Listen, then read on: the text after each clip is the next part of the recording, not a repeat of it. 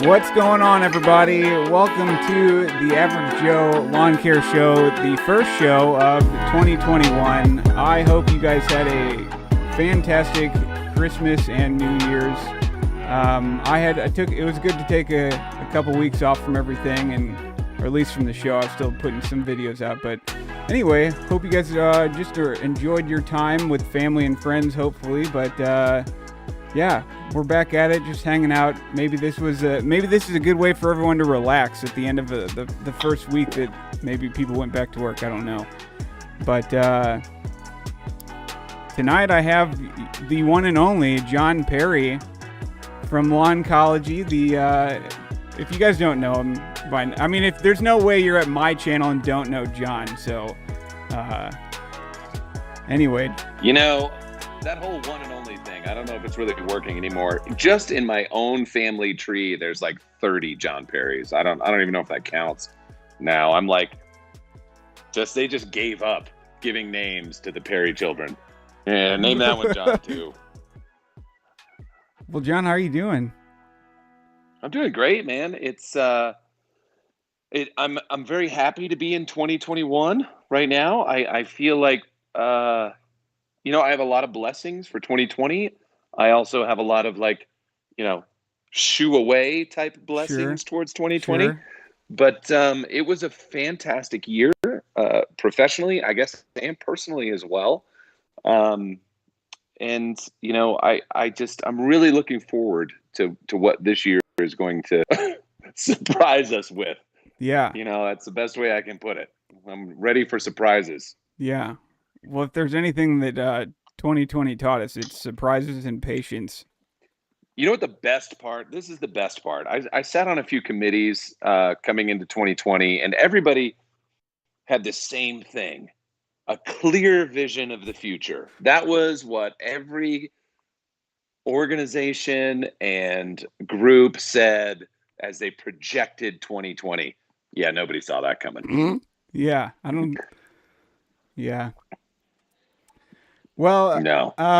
For those of you that may be new tonight, I do appreciate everyone tuning in. If you haven't tuned into the show before, I keep this pretty casual. We try to keep it lawn care related. We will take advantage of John being on the show and just answering questions that I would otherwise never know the answer to, because I just don't have the knowledge or experience to answer those questions. So we will take advantage of that, but I like to keep it pretty light. I like to just make it a hangout with everybody, just kind of talking and, interacting with the audience as much as you can. It's not necessarily a Q&A. It's not, necessarily an interview. It's just, we're just hanging out, having a chat, enjoying our time with each other and just hanging out. So that's kind of how this rolls. And I just wanted to say that real quick before we continue to go. But I see a lot of familiar faces and a few new faces in the chat tonight. So I definitely appreciate, again, everyone tuning in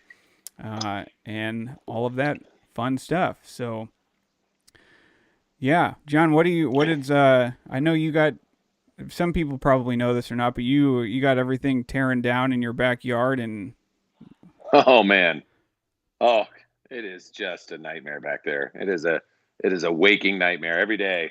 I look up there and just think, what am I going to do with somewhere around 90 million tons of rock?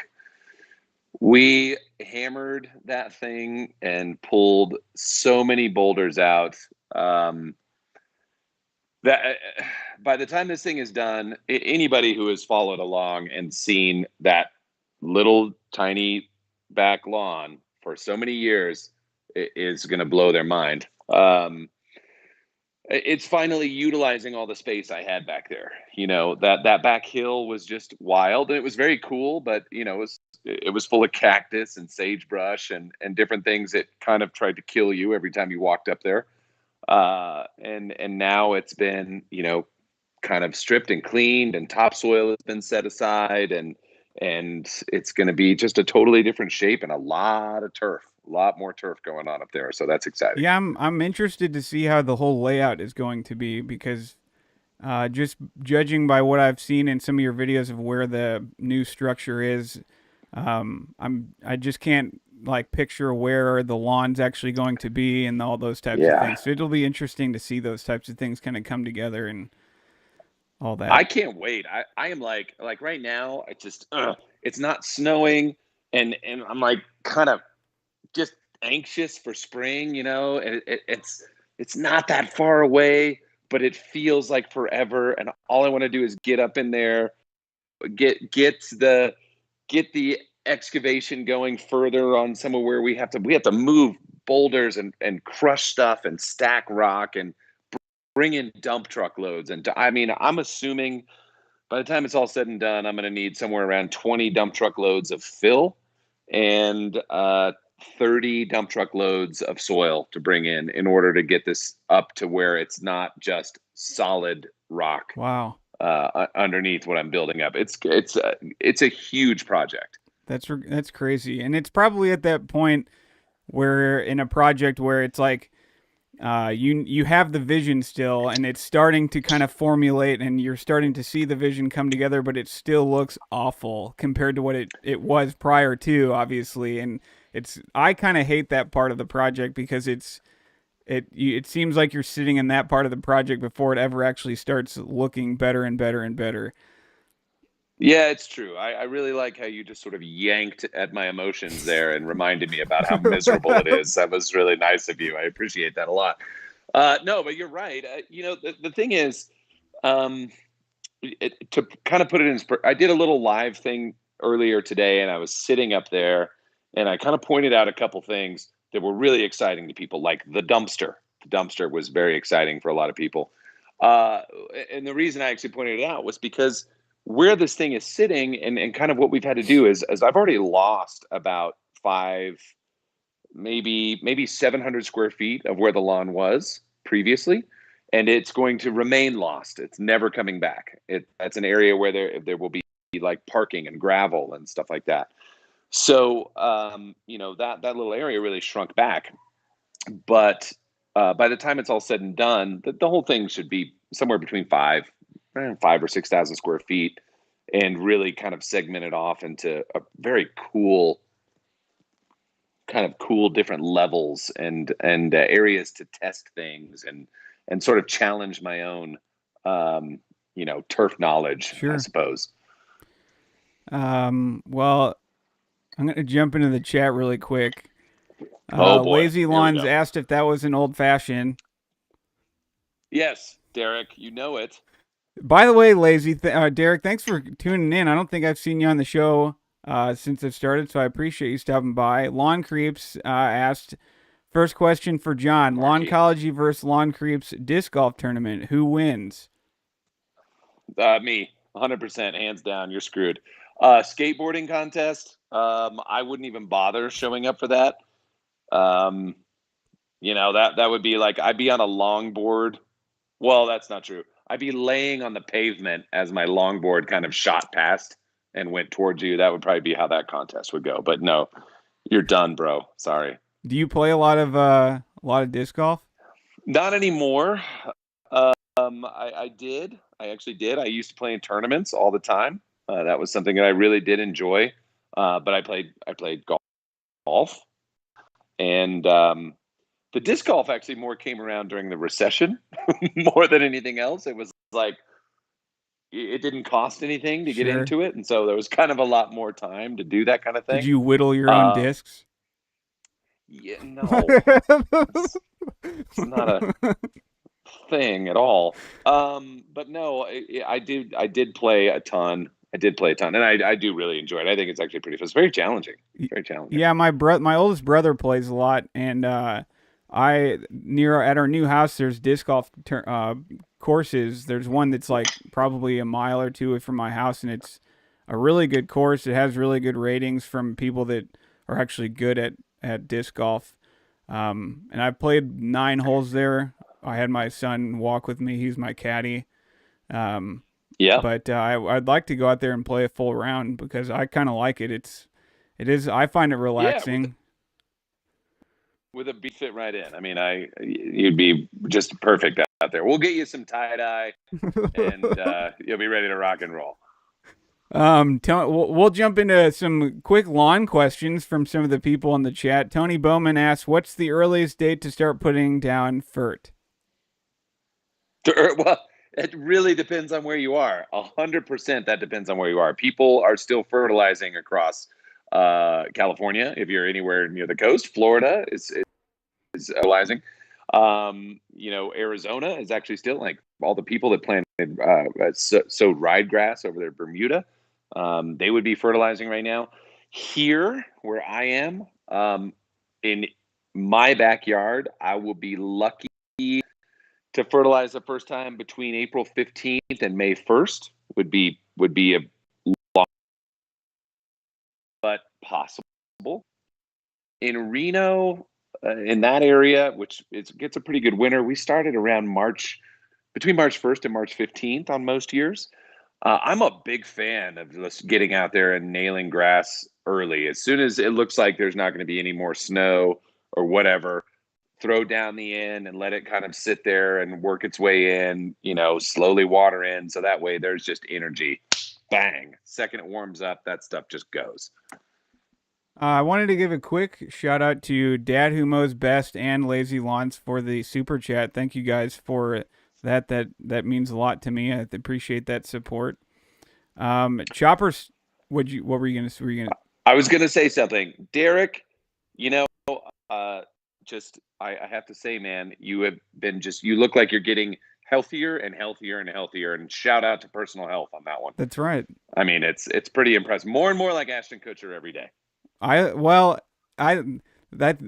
was the one who led the Movember thing not last year, 2019. Yes. Yeah, 2019. What? 2020, everybody stopped caring. Yeah. We should have had a Covember. Yeah. Chopper Styles, he asked, should you throw starter fertilizer before you lay Bermuda sod? Nothing wrong with that. Everything comes down to how quickly you can establish something, right? So I go back and forth on recommending fertilizer straight out of the gate without knowing what you're planting into. However, if you follow sort of a base recommendation of starter fertilizer, like what's on there, which I think, like Scott's, for instance, I want to say that their base rate is somewhere around maybe 0.65 or 0.7 pounds of N and somewhere around like 0.8-ish pounds of P. And for the most part, that's going to be fine just to go ahead and throw down, give a little energy to that turf. You have to realize that if you're bringing sod in, likely it was fertilized pretty heavily shortly before it was cut and brought to market, because they want it to look its best and they want it to move fast. So it's usually fairly heavily fertilized coming off the truck. And it doesn't necessarily need a lot of nitrogen at that point. So you could do something a little bit different and focus on a little bit different energy there. And maybe attain a better result just because there's so much already packed into that market ready sod. When they put when they cut the sod, obviously there's like an inch and a half, maybe 2 inches of soil kind of underneath the grass. Mm-hmm. Does the nitrogen or fertilizer they put down, would you lose some of that because they're cutting some of the ground off that some of the nutrients may have gone into past that point?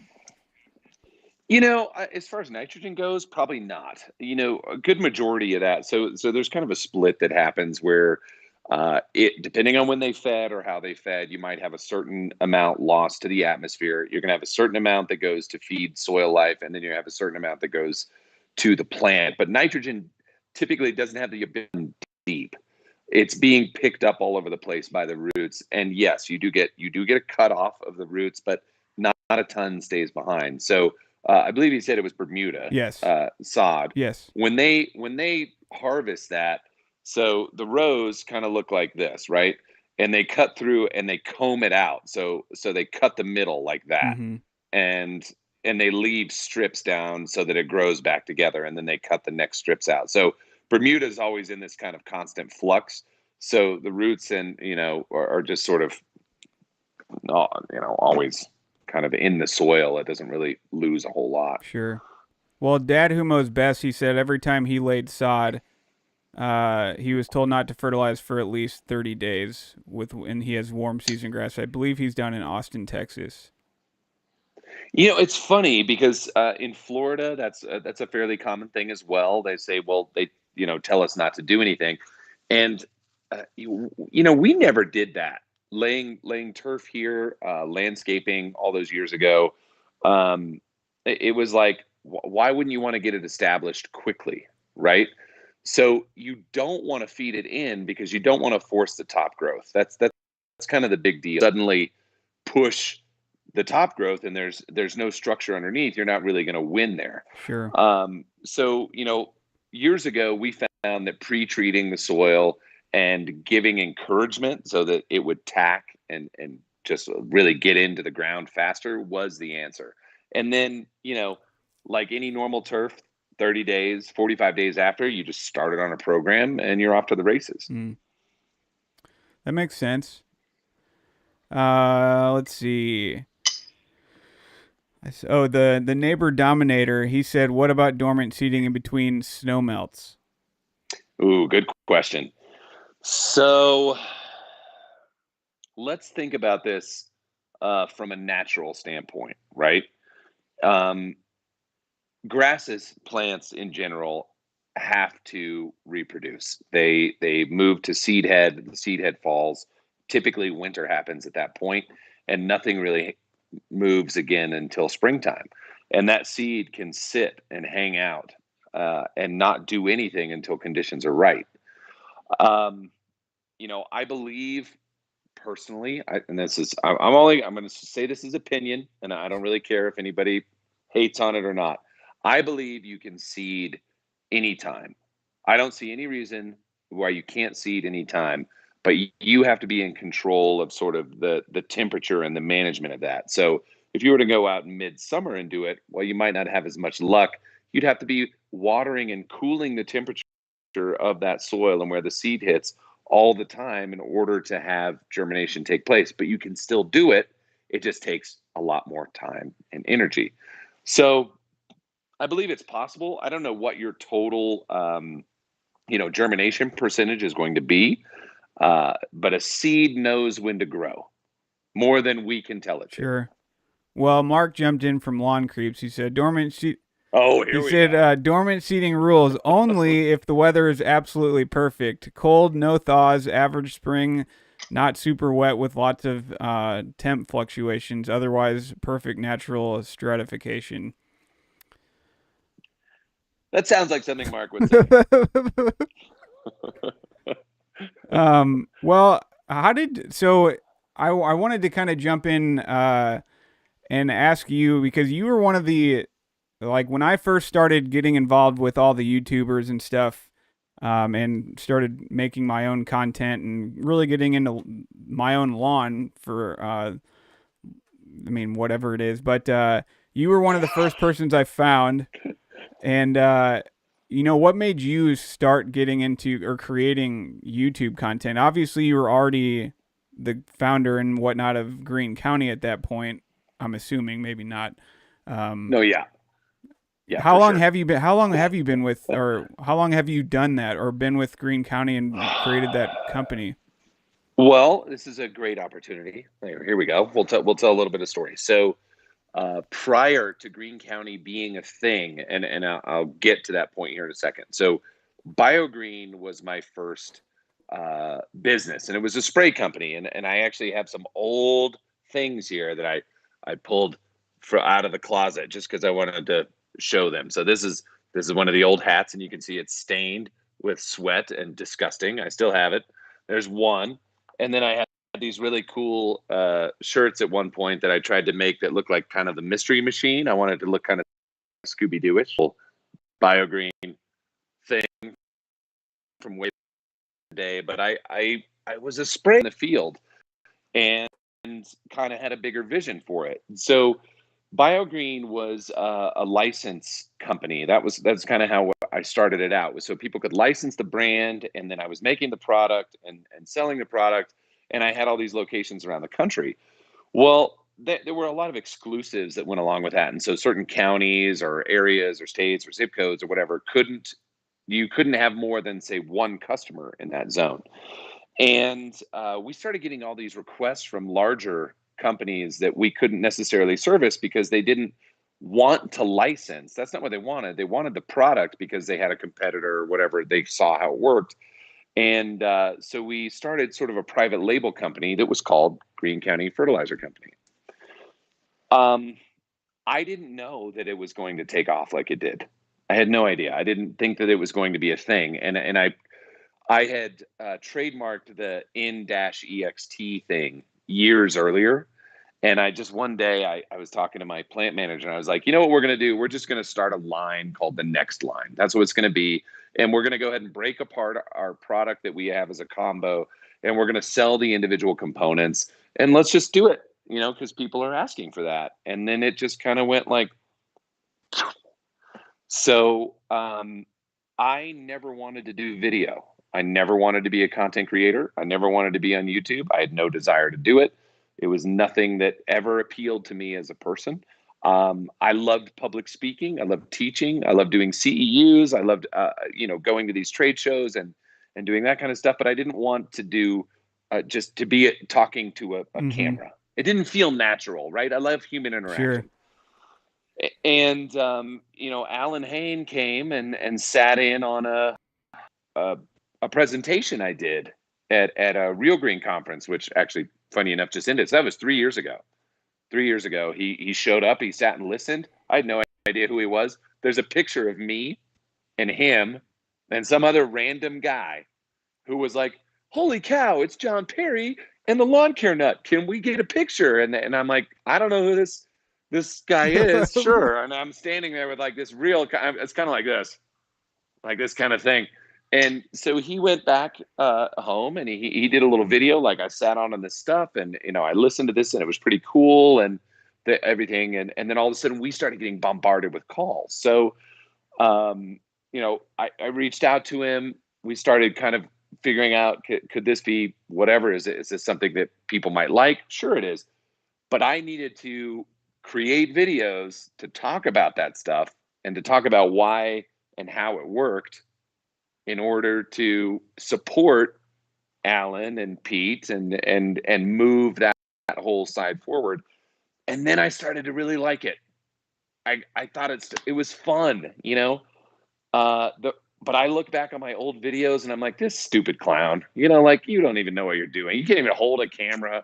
All you can hear is like this, like moving the thing, So I think it's pretty fun to do now. And to be honest, I don't really care,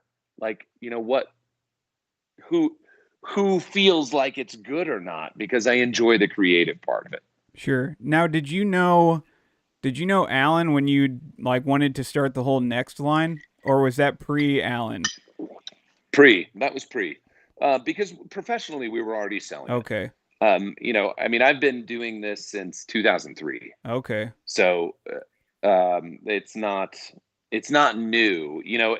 It's funny because it's like new to the YouTube community. Sure. At this point, I guess it's not. It's a couple years old. So in internet years, it's like 1,000 years old. But it was new and it was exciting. But we've been doing this for so long. And studying and doing university trials and data and having articles written. I mean, you can go back and find stuff that was written on us as a company from 2008, 2009, and old turf magazines and stuff like that, because we've kind of been around for a while, but it was behind the scenes. Sure. I suppose is the best way to put it. Well, I remember one of the first series you did that when I was really learning a lot from you and many others in the community, you were doing your soil series, and that was fun. It just fascinated me. And for those of you in the chat that don't know, I have a playlist already put together. I'm going to put that in the chat for you guys. But that was one of my favorite things. You talked about things that I had probably no idea went over my head, but I still gathered, I feel like, a good base of information, because that I felt like you were explaining things to in a way that somebody on my level of understanding, which isn't very much as a homeowner, could understand. And I thought that was really cool, because sometimes it's just like it can become very technical, and it's easy to get lost. I would say that's just the best way to put it. I actually 100% agree with you. I think that from all of the conferences, the speakers, the people that I've sat in on and listened to, what I've found over the years is that people like to focus on this like little tiny thing right over here, and they just drive that thing over and over, when the vastness of what we're trying to do, it's so much greater, and this little thing plays a role, right? But there's this greater piece. Now, I know from experience, and when I was selling lawn care, okay, so when I was out spraying and I was selling lawn care, I was so hyped up on like I wanted to explain all this stuff in the beginning. And what I would see is I would be talking and be like, hey, this is what you said. And the person would be like, Yeah. like, are you okay? I don't know. I fell asleep because I don't really care. Like, oh, okay. So at the end of the day, what the reality is for most people, and I'm gonna say it's probably in the upper 90s%. They want a green lawn. Yeah. And they don't necessarily want to work super hard to get it. They want to know quickly, I don't want to make a bunch of mistakes. So can you give me step 1, 2, 3, and have it be green? And I kind of have to go back to those roots sometimes. And I love talking about the soil stuff. I love talking about microbiology. I love talking about the nutrients, how they interact, and all this kind of stuff. But at the end of the day, does it matter to most people? Sure. To most people. So I think it's important to kind of keep kind of a level head on that stuff, and be able to explain it in a way that a person can get excited about it. To say, hey guys, do you know why your grass is green? It's because of these things. And like, holy crap. I never really thought about it that way. And you just sort of expand a horizon, but you don't drive it home as, this one little bacteria over here is doing all of this work. And if you don't nurture that one thing, you fail. Nobody knows. Well, and I also think it's, like you said, most people just want a green lawn, but at the same time, when you're teaching those people that know very little, at least from a DIY and homeowner perspective, I don't know about the professional aspect of things. I just assume many professionals know things, but I could be way wrong about that. But as far as the homeowner perspective, I think you guys do a really good job at teaching people, but teaching them in a responsible way, and not just because, anybody can go grab a bag of fertilizer and dump 2 pounds of N on their yard, and they're probably going to be okay, maybe, but they're like, do you really need to put that amount of fertilizer down? And that's one thing I think, you guys do a really good job at it, of explaining that to people that are just getting started, to not overdo things, because it is kind of taking responsibility and taking care of the environment and those types of things by doing what we do. So, and I think that people hear things differently as well. So, I mean, okay, so everything you just said, I think is absolutely true. And, nobody really needs to stand on an environmental soapbox and say, you should cut.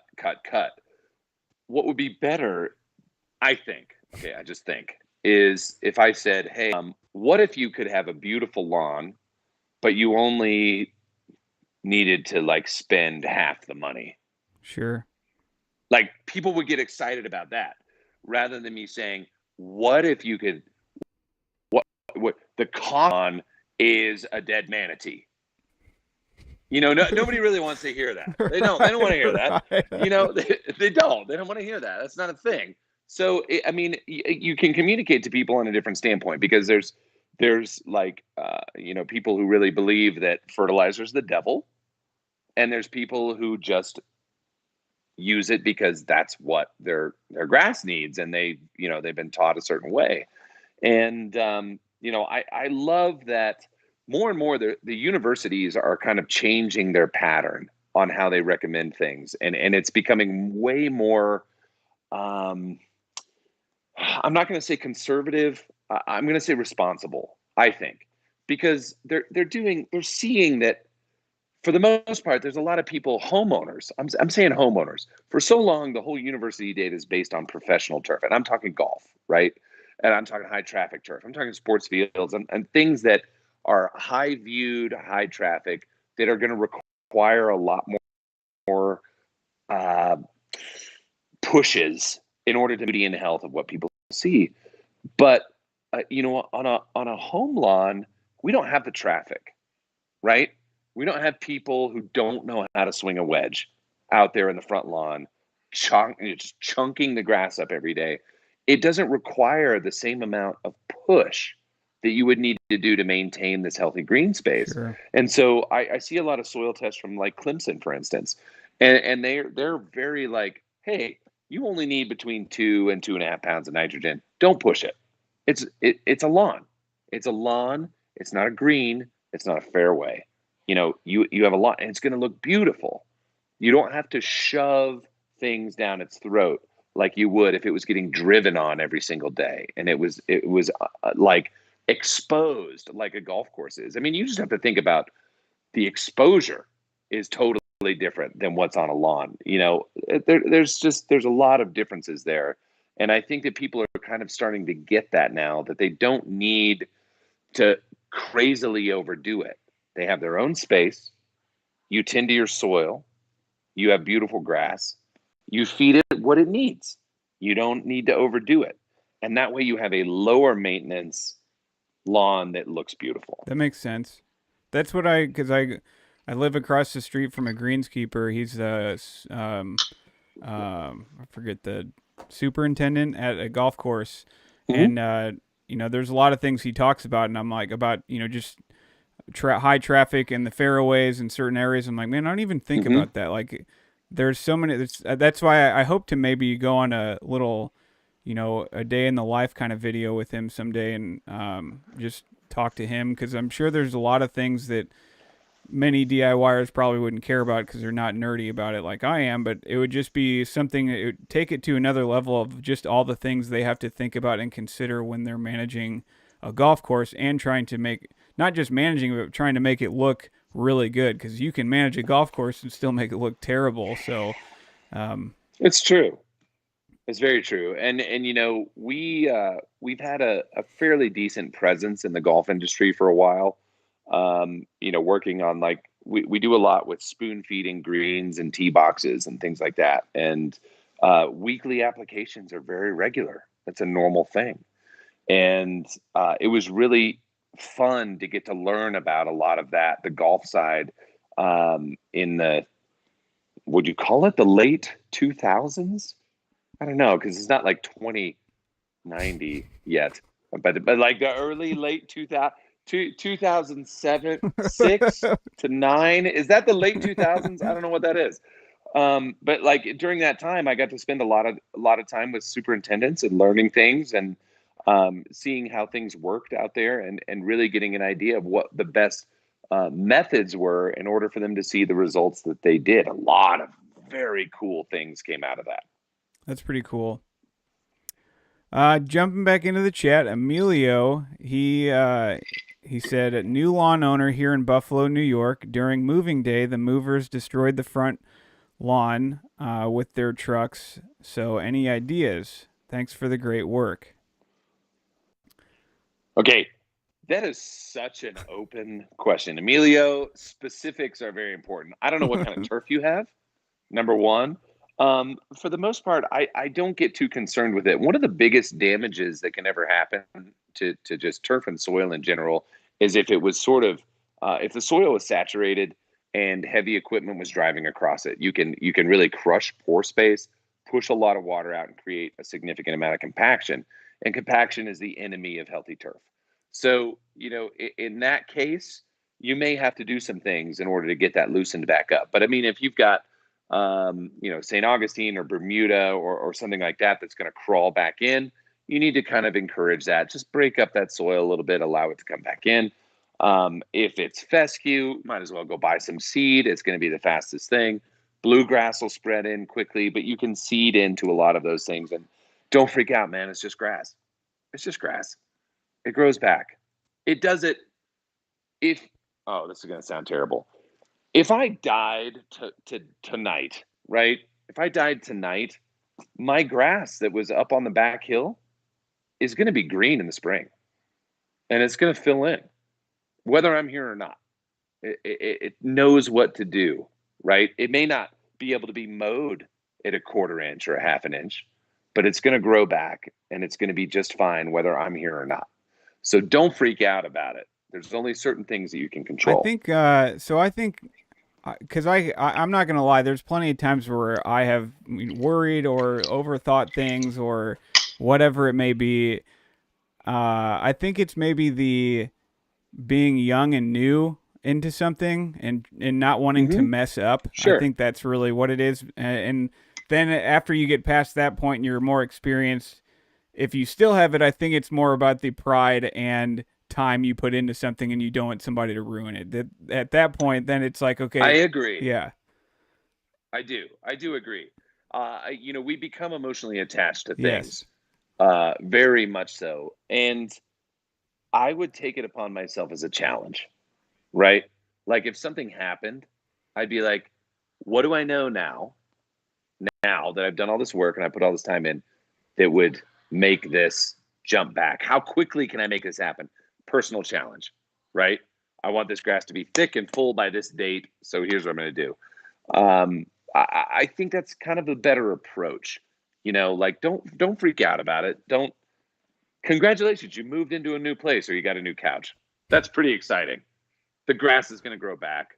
Now it's up to you to figure out how much it's going to be, how much time it's going to take for you to get there. Yeah, because that's like when this past year when I had all that fungus in the yard, I at first I was like, oh, you panicked. I was like, oh my, I was like, I don't know what to do.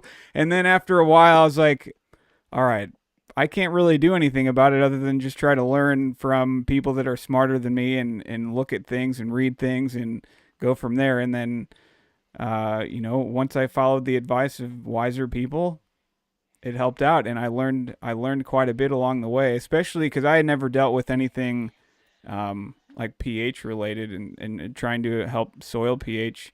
Honestly, like I'm pretty young and naive and have little experience with treating and fertilizing a yard because I didn't really start until we owned our own home, which was back in, let's see, so like 2017, 2016. And prior to that, I like mowed lawns. Like I'd mowed lawns when I was a kid and loved doing it, but I had never really actually fertilized and, maintained and treated it from that perspective. So I still have a lot to learn just from a year to year basis. And so yes, I did panic when that happened. I'm going to go with your naive. I wouldn't call you young. I don't know. Well, I just mean young in terms of experience. I'm going to read one more question out of the chat, and then I'm going to jump into a little segment that I am going to try out this show. It's from Super T, or no, not that one. Sorry, Super T. I'll get back to your question. Is that Super TA? Yeah. Yeah. Rob, I'm not even going to try to pronounce your last name, but he said, what can you do to fight against winter salt damage in turf?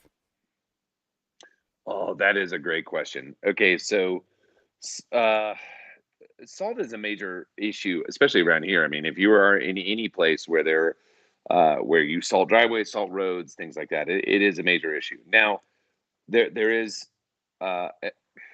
salt travels with water. Okay, you can. It's going to kind of sort of raise and lower with when you water. Around here in Utah, everybody always recommends gypsum. Kind of try to like make the soil more porous, I guess, and push the salt down. If you do a watering where you kind of like fill the pan, for instance, like 6 inches deep, and allow the water to sort of go back down, the salt will travel with it and eventually get below the root zone. And in agriculture, that's called the salt pan. Sometimes it's called the nutrient pan. So that's going to be your best bet. But for this, it's going to damage the turf. It is going to dry the turf. It is going to make conditions more rough for your turf to recover. And I've over the last few years, I've kind of come to the mind of this because I have people who say that maybe they had a chemical spill or they had this or that or something that killed turf. What can I do to bring it back? At this point in my life, I say grab a sod knife, cut it out, go get some, put it back in its place, and just replace it quickly so that you're not throwing good money after bad trying to recover something that could very easily be replaced for pennies. So, but again, around here, most all of the bluegrass recovers very quickly. I'd say within about 6 weeks of the snow melting, you see the salt damage, but then with enough irrigation and the way things move, it all comes back anyway. So it just sort of depends. That makes. I mean, I don't think we get enough really salt from the trucks around here because we don't get a ton of snow. We do get. I mean, the snow has been very limited this year so far, but we don't get a ton of snow in the first place that I think we get so much salt on the roads that starts affecting those types of things. So I'm lucky I don't have to deal with that. So it's just an extra thing. Right. Just another thing to learn from. That's right. All right. So as John and many of the YouTubers in the chat here or watching that just aren't participating in the chat, we all know that there's those frequent commenters that are the either know-it-alls or they are just kind of rude. Not kind of. They are rude. And they know they're doing it. So I'm doing a little segment called Keyboard Warriors. I don't know. I can't coin that. I think I heard it from Connor Ward. So John gave me 3 comments that he pulled from some of his videos, and he can add to it after we cover these if he wants. But here we go. Here's the first one. It says, "Do you guys like my house? I bought selling magic water. I really needed to show the entire property to talk about sprinklers. You guys keep buying because I need to do some updates on my holiday home, and since my stuff is the best, get out there and start dumping it on your lawn. I appreciate it, I'm sure." I love that guy. And I'll tell a story because there's in a minute, I'll tell a story because there's a second one from that same person. I don't know. Did you save that one too? Do you have that one? Yeah. That's in there. Okay. If you want to go ahead and do that one, and then I'm going to tell the story about this particular person. Okay. Well, there's another one after this one that I'll do. I guess I'll just go into the other one that you're talking about from the same person. By the way, I did not supply anyone that had horrible swear words or threats against myself or my family. Those are not included in No, here. we made sure these were clean. So this is from the same guy. I believe this is what you're talking about, John. Yes. He wrote, this guy really took some time to write this. Chapter 2. Anytime a grown man puts dye on his beard, you are dealing with an egotistical maniac, but we already knew that from this guy. He sells water with $10 worth of supplement in it for over $100. Shipping water through the mail can get expensive. I have duped all his company's products with $10 worth of kelp extract, a little humic and fulvic soluble powder, and a spoonful of micronutrients that people pay hundreds of dollars for, and you do too." Hold on, I need a drink of water. I'm in the middle of this one. Yeah, you're going to have to get there. This is a long one. In fact, my test plots show mine appears to be working better. By the way, it's considered rude to talk to people wearing cheap sunglasses. Also, how much did you pay for that 1933 German haircut? Tied on the sides, baby. Last but not least, that's a nice example of how to care for your sprayer. So clean and spotless. John's still holding down the #1 spot on YouTube for the jerk of the industry. Have a good one. Isn't that Yeah. nice? That was so nice. You know, the takeaways on this is, and there were more. Okay, this person was on me for a while. Uh, it was so um, like sort of cosmetology related, which was really weird. You know, it's like fingernails and beard dye and haircuts, and so I felt so weird. Like, what is this person looking at? Now, first of all, there has never been any dye that has gone anywhere on this whole thing that I've got going. I'm so excited to get gray hair. I just hope to have hair, to be gray. I mean, I say this is really like my goal in life is to actually just let myself grow old gracefully. And that stuff, I cracked up. So this person emailed me. The nicest email, I swear to God. It was like, hey, I've been watching your stuff for a long time. I'm in the medical industry and I love seeing the tests and data. And you did a video about like, you know, data and things that you've done on your products. I'd love to be able to see that because I love it. Great, blah, blah, blah. It was so nice.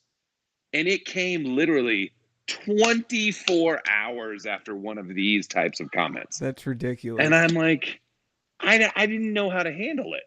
You know, like, well, you know, sure, here's the data, you know, enjoy. And then I never heard from that person again. Interesting.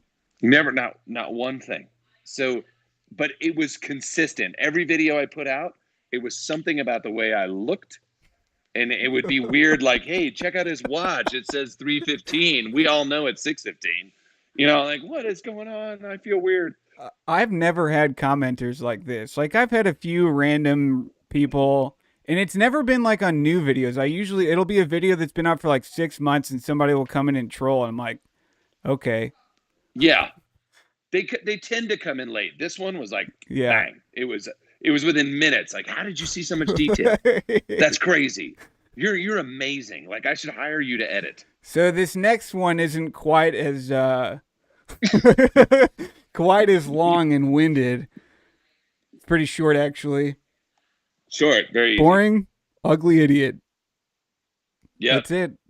it's always about looks. And I just, you know, they have taken me from a solid 6. I mean, I'm a solid 6 down to like a 4. I think maybe 6.5. No, it's 6. I'm a 6. I don't think. Are there any more? Do you have more? You just sent me 3, but if you have others, I just sent you 3. I'm gonna tell you a story, just a quick one.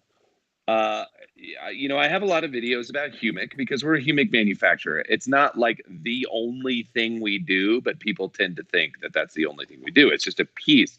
It's a little piece of this whole thing. And I did a video where I compared like our Humic 12 to a soluble powder because we don't do soluble powders. That's not part of our process. It's not a thing. I showed how it settled out and like what happened. I remember that video. Yeah, I just wanted to show people like, look, here's what happens. You know, when you do this, if you did a lab test to pull whatever, it's not going to react the same. So this person keeps posting. I mean, like on every video I've got that's about Humic, talking about this other brand. And I don't delete comments unless they are really horrible, like horrible that nobody should read, you know, that would make your mom blush kind of stuff. So, you know, he's posting about these other products, and I would ask a question every time he would post. I would just ask a question, and so finally, after like the 5th or 6th one in a day, where he was talking about this thing, I just said, hey, I want you to know that in that video, I used the product that you're talking about. That was the one I used to show the difference between the two. And I still have it. I think it's a great material, but it's not going to do it's not the same. But he was promoting this thing saying it's so much better. It's so much better. And it was the freaking stuff that I used to show that actually settled out of the material. I'm like, that's fine. I don't, whatever. But it was just really interesting because I get a lot of that stuff too. There's a significant amount of competitors that want to comment and things like that because I do own a fertilizer company and I should expect that. And I want to honor those too. I'm not going to just take a dump on people who are posting things. I'm not going to do that. I want them to be able to have a voice, and then I'm going to say, oh yeah, by the way, here's this and this, and here's a comparison, and then you never really hear about it. So for those of you who read comments, you'll see that I try to respond to everything I can, and I want people to have their voice. I don't really think that censorship in that space is okay unless you're being a total online, yeah. I'm trying to keep it family friendly. Well, I mean, with John Perry on the show, you never know what's going to happen. So, hey man, I'm doing pretty good, right? yeah. I just wanted to ask, we have around close to 50 people watching. So again, thank you. If you wouldn't mind, go ahead and smash that like button for me while we're in the middle of the show. I'm just kidding. I'm not about the smashing part, but about the smashing part. Yeah, don't break your screen. Anyway, yeah, I don't deal with those kind of people in my comments. I don't know. Maybe I haven't hit that algorithm yet in YouTube.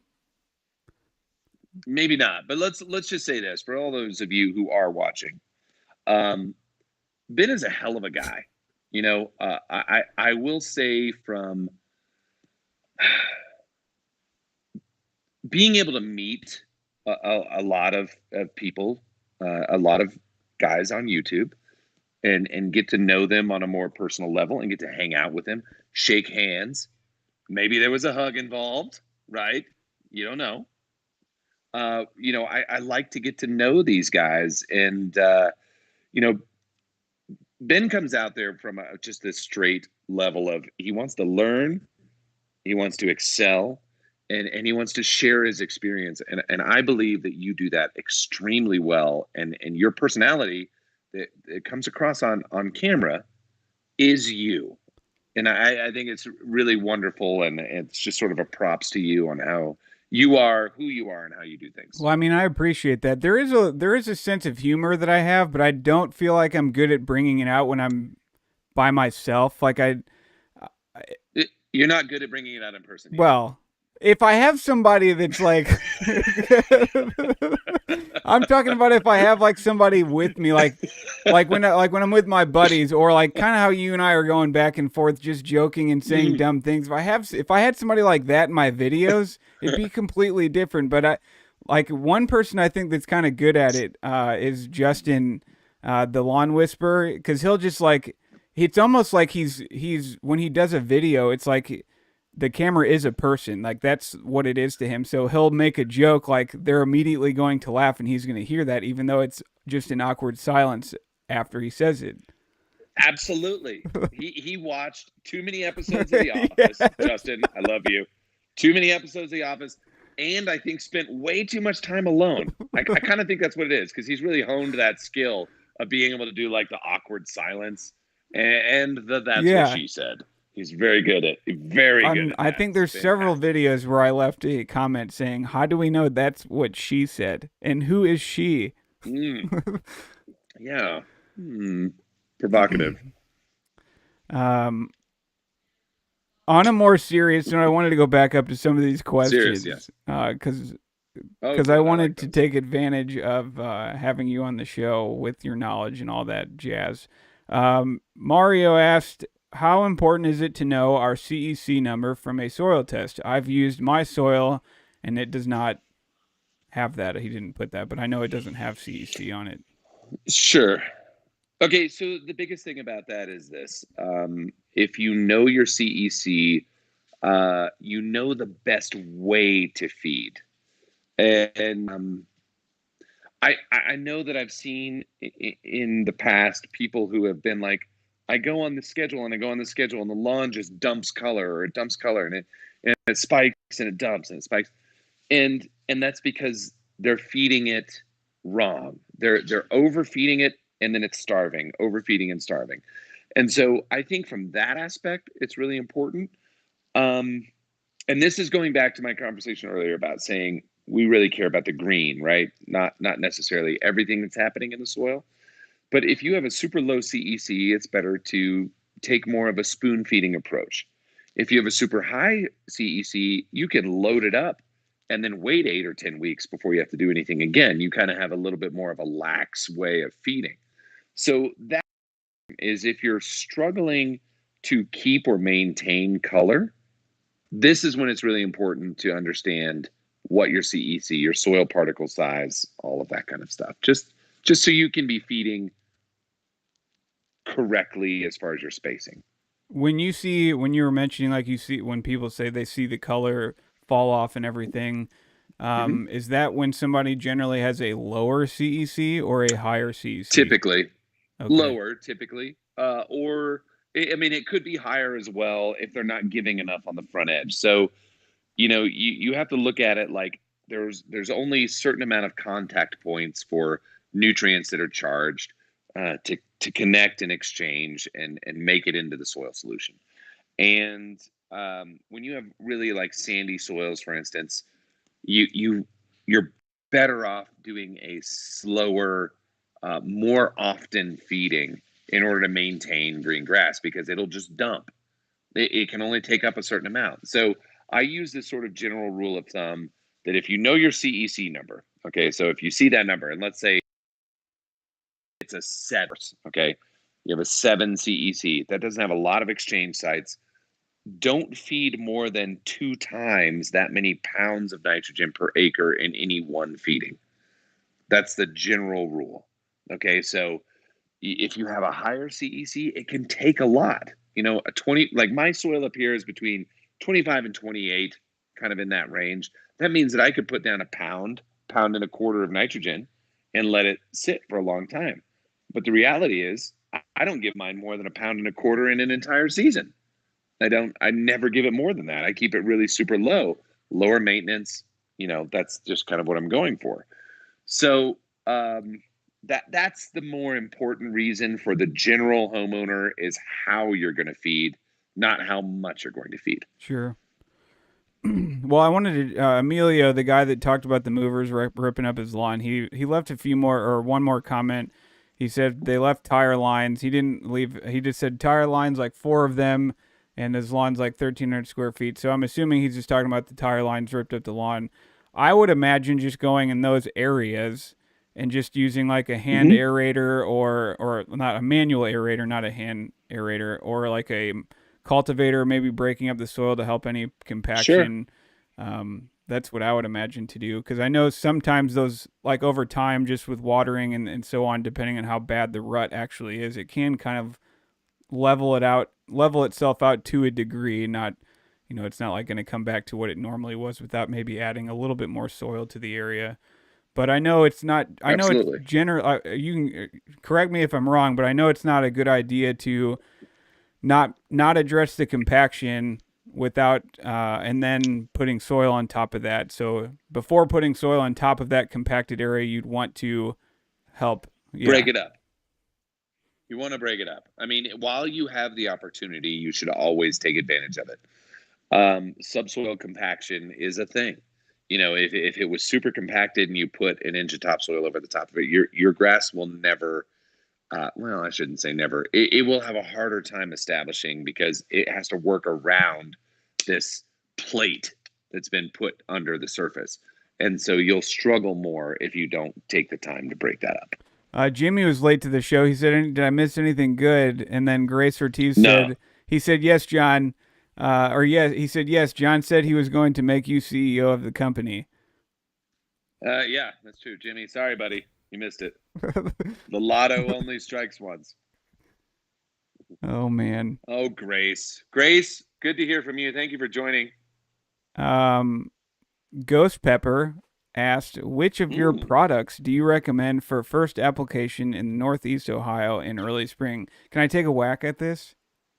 Go for it. Wouldn't it ultimately depend? I don't know, because like you said, I'm I always resort back to what a soil test looks like. So wouldn't that Yeah. ultimately depend on what the soil test shows? But I know like in general, you probably be safe to put down like your green pop or your uh, green punch, maybe. I don't know.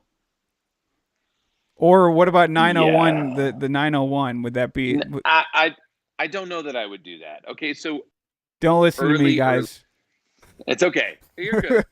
Early season, if it's at pre-active growing, what are you trying to do? Like that's going to be the question. It's like what's your goal? Is your goal to try to force it to wake up? Because that's going to be dependent on soil temperatures. It's going to be dependent on a whole lot of other things that you can't control.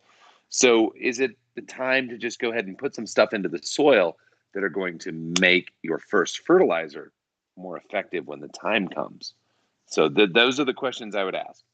And for the most part, like around here, there's a lot of people who put their soil conditioners out before the grass wakes up. And I think that's a great idea. Throwing down humic, throwing down aerate, stuff like that from us, that's going to be the kicker. RGS, I'd wait until the turf is actively growing. And if anybody wants, I can get into some of the studies around that stuff too. I'm more than happy to talk about that also, and what we saw in the university trials with aerate, green pop, RGS, things like that. So, I know some of the. I have to ask this because I know it's one of the hotter topics at some point in the year with Mm-hmm. aerate and mechanical aeration and those types of things. Yes, So, is there anything you could add to that, or yeah, add to that discussion? I would love to. So we did a trial in 2020. It was really I'm gonna call it very fascinating. And honestly, there's a lot of data that we're still pulling out that created some questions as far as what was happening with the turf itself when we did this study. But just to round it off, so at the let's call it the 12-week mark. Okay, so we're running through the season. We've got this aerate treatment, we've got this mechanical aeration, we've got aerate with fertilizer, we've got all these different things. We're taking all these metrics along the way. Every week, UGA is taking these measurements all along the way. Soil compaction, surface hardness, water, root biomass, all of these different things so that we can see a true comparison of what's happening between the two. And the study used a hollow tine aerator that punched 6 inches deep in the soil. So something that you would see more on a golf course than you would see ever in a professional lawn care or home lawn care. A pretty deep tine. Once you're kind of rolling through this thing, the surface tension was one of the things that stayed consistent between mechanical aeration and aerate, and staying at a much lower compressed rate than the non-treated check.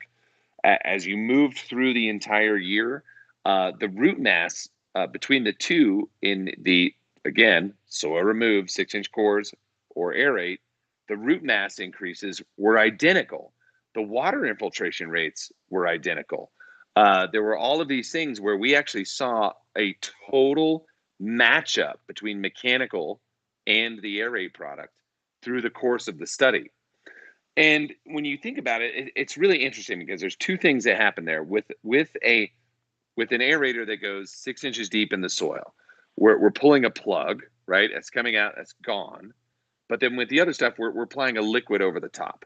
So one is having to work from the top down, and the other one is having to work from the bottom up, right? So it's two very different things that are happening. If you were to take and say, just imagine Play-Doh for a second, and you have this thing of Play-Doh, and you take a hole out, and then you push down on that Play-Doh, it's going to come back together. So that alone is going to have a change in the compaction because you're moving everything into this different place. It has to sort of resettle into this new thing. But with a liquid application, you don't have that opportunity. The only thing that can really do that is the manipulation of the plant and whatever is happening in the soil below.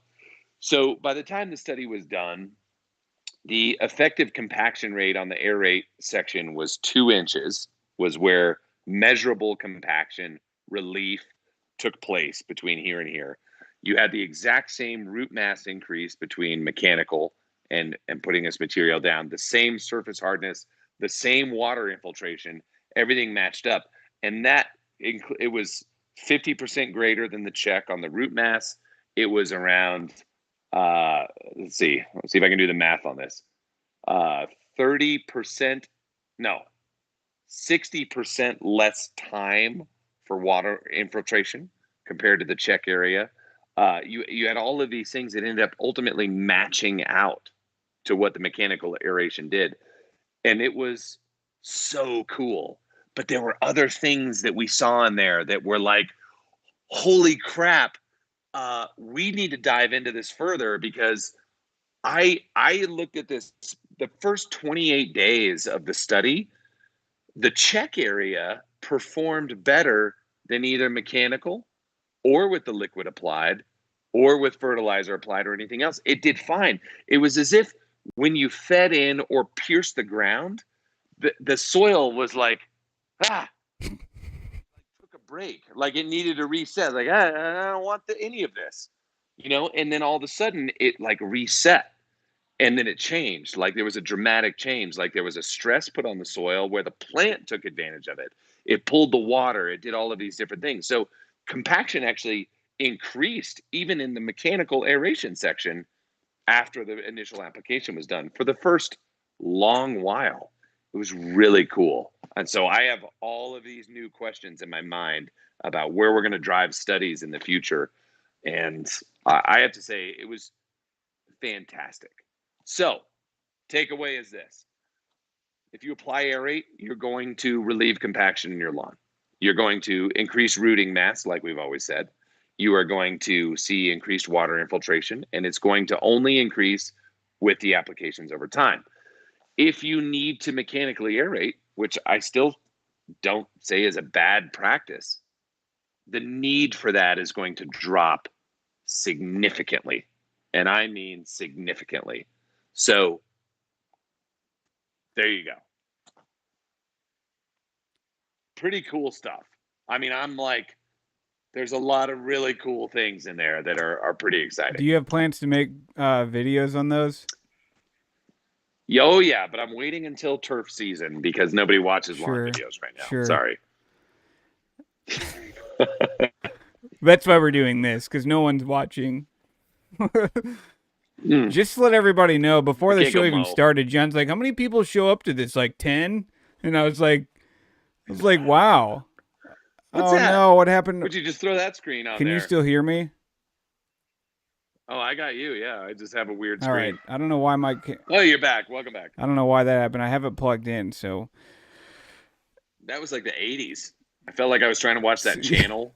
That happened. That happened on my first show, and everybody's like, "Oh, Ben's video turned into the pride flag," and Justin was on the show, and he thought I was like, he didn't know what to do or what was going on. It was funny, but Super TA, he asked a question and dropped it back in. He said, "John, with all that you have going on at home, will you have time to get seed down?" Seed? What am I going to seed? No, here's what I'm going to do, just so everybody's aware. I am going to I'm going to call in back to the same turf that I had before. I'm going to lay sod down in all of the areas that are going to be new. But this year I am going to do something different, because I think I'm actually going to go ahead and put RPR through there as well. I did a little bit of playing with the perennial rye inside the bluegrass last year. And I just liked the look. And I actually let my kids vote on it. And they liked it because it was softer. You know you're going to get a bunch of haters on YouTube like, oh, this guy put sod down. But fine. No big deal. My opinion is this. The lawn is going to come in no matter what.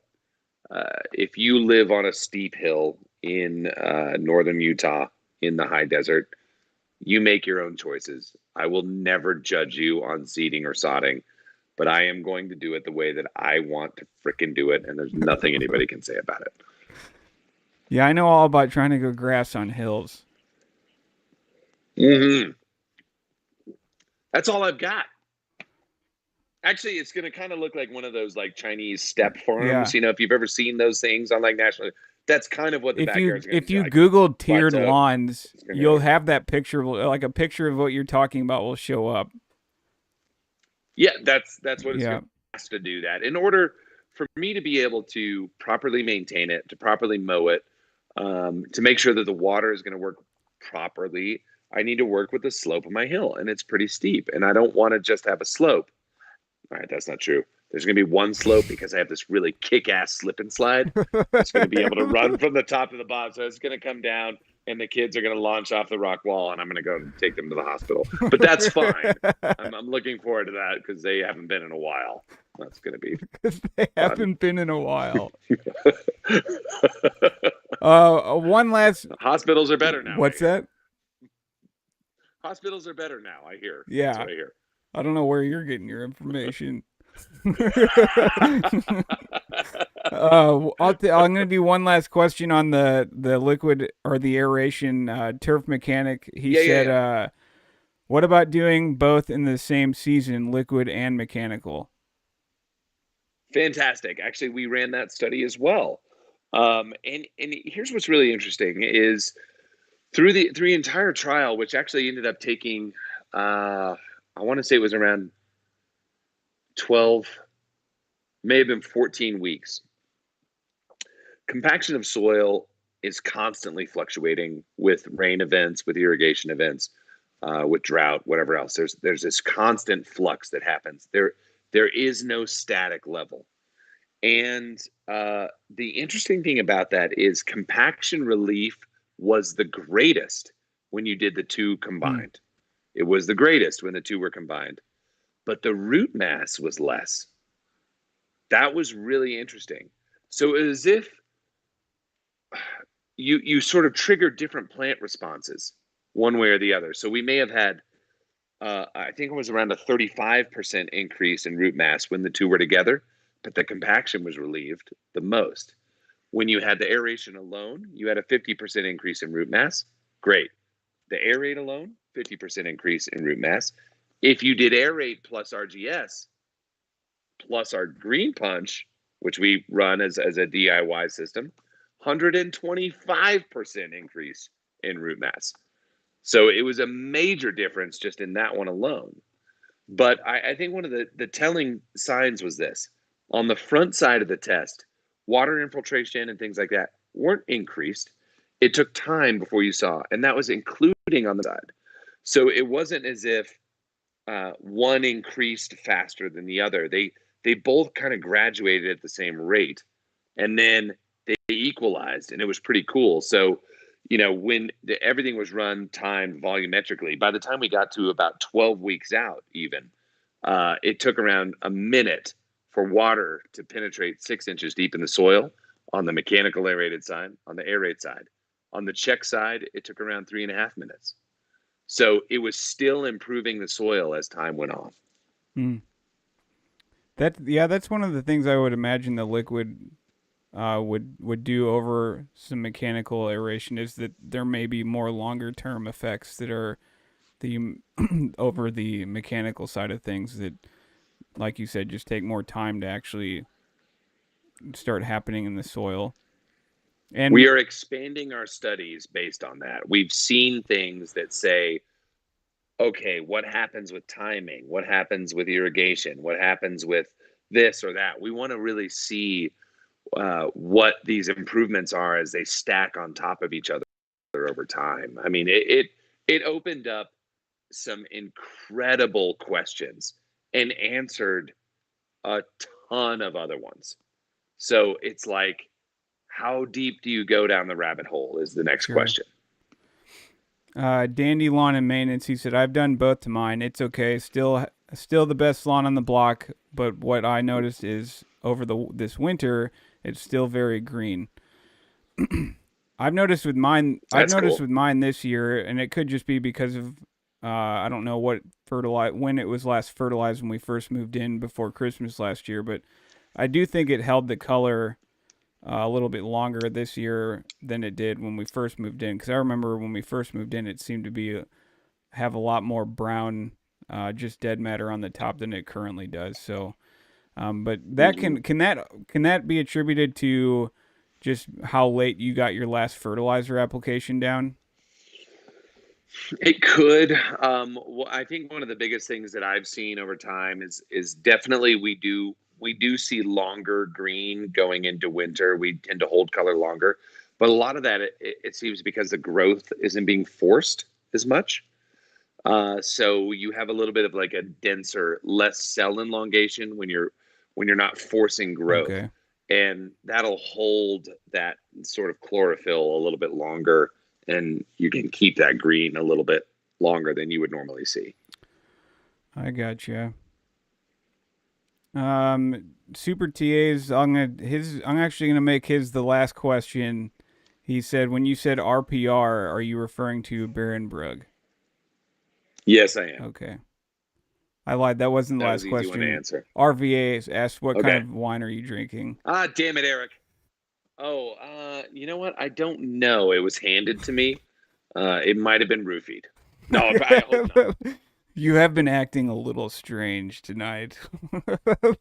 Who are you? No.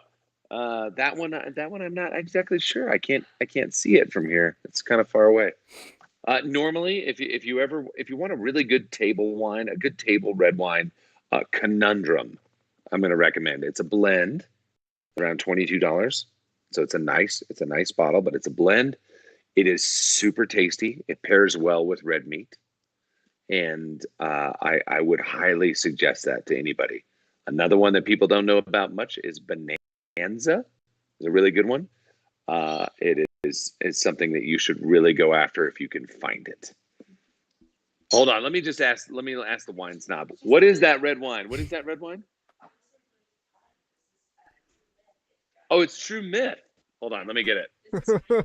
90 points. 90 points. This is there you go, Eric. It is very good, actually. But I love, let's see, this is from Paso Robles. Very delicious. Fun area of California if you haven't been. There's another question, I can tell. Me? No, I don't know. You're staring. No, I was just looking at the chat. For some reason, Super TA's last thing that he just said his message was retracted, but I don't know why. Oh, I must have answered it on accident.